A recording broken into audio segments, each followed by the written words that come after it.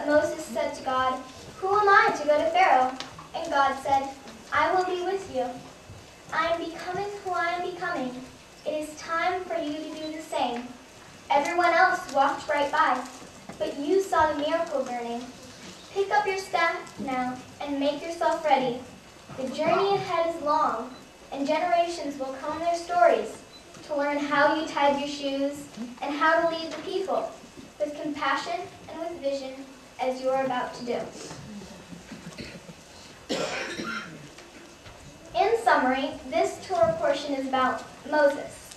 The new king of Egypt was afraid the Hebrew slaves would team up with his enemies and escape from Egypt. So he ordered the Hebrew midwives to kill all of the male Hebrew babies. The midwives refused, so he ordered all the male Hebrew babies to be thrown into the Nile River. One woman did not obey and placed her baby boy into a basket into the Nile River. The king's daughter found him, adopted him, and named him Moses. Moses grew up and one day saw an Egyptian beating a Hebrew slave. Moses killed the Egyptian. The king found out and ordered Moses to be put to death. So Moses fled from Egypt to Midian and married Zipporah.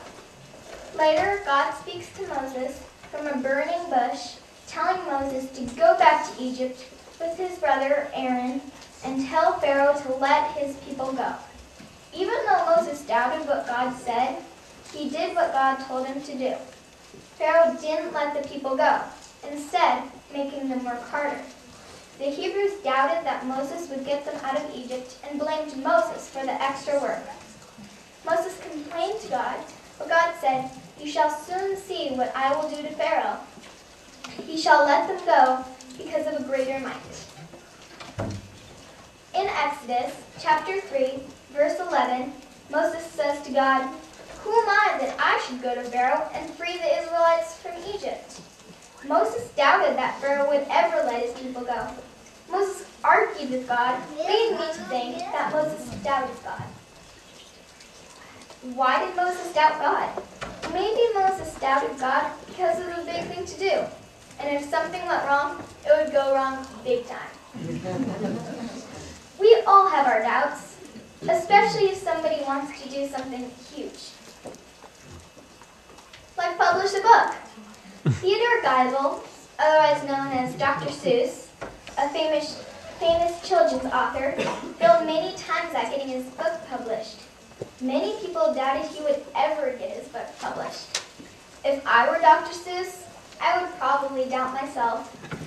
But it didn't stop Dr. Seuss, and he ended up publishing many books. It's the same story with Moses. Moses tried to get Pharaoh to let his people go. Pharaoh made the Jews work harder instead of letting them go. Many people doubted Moses would get Pharaoh to let his people go. Moses probably doubted it himself. But it didn't stop Moses, and he ended up freeing his people from Egypt. We also doubt little things. Sometimes I doubt that I'll get 100% on a hard test. But if I didn't take the test, there would be a 100% chance that I would get 0% right. If I took the test, there would at least be a chance. God didn't tell Moses how hard freeing the slaves was going to be. Sometimes, not knowing exactly how hard the thing you're about to do is makes it easier. Once when I was skiing with a friend named Matt, Matt told my sisters, some friends, and me to ski down a steep hill because it was a blue triangle, which means it's supposed to be fairly easy. We went down with no trouble. When we got to the bottom, Matt said, "Surprise! You just went down a black diamond," which means that hill was supposed to be really hard. If I had known that the hill had been a black diamond, I wouldn't have gone down. After I heard that I had just gone down a black diamond, I felt as if I could go down the highest mountain. The black diamond experience made me stronger. I am sure that Moses leading the slaves to freedom made him stronger too. Sometimes I doubt what I can do, but I have people around me that don't doubt my abilities.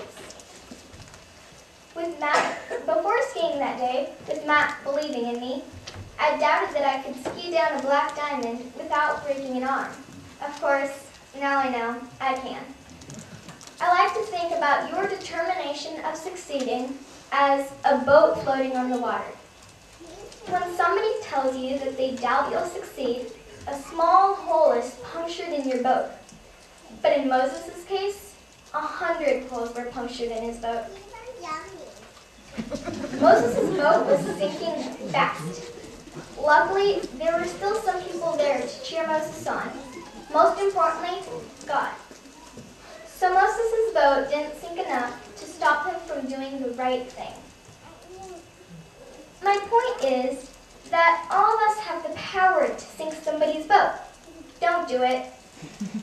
I hope that when you leave this room, you leave knowing of the power you have to sink somebody's boat of determination.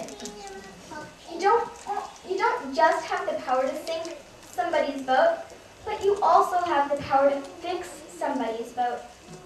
Instead of doubting that people will be able to do hard things, believe in them and encourage them like God encouraged Moses. Then, one day, the people whose boats you fixed up might fix up the holes in your boat of determination when you try and do something as brave as Moses. I'd like to start by thanking the rabbi and my religious school teachers who all helped me. I'd like to say a special thanks to my mom and dad. They helped me through all of the hard times. I punctured many holes in my boat, and they fixed up every single one. I'd like to thank my sisters, Joy and Audrey, for putting up with me practicing prayers. I'll remember that when it's time for their bat mitzvahs. And I thank all of you, my family and friends, for being here and for your support and encouragement. I'd also like to say thanks to Karen for helping me with my Devar Torah. I never would have made it up here without her. Karen makes our lessons fun. We talk about stuff that I never even thought about talking about. One of the questions that we went over that I'd like you to think about is, where is God in your life? Right now, for me, he's right here.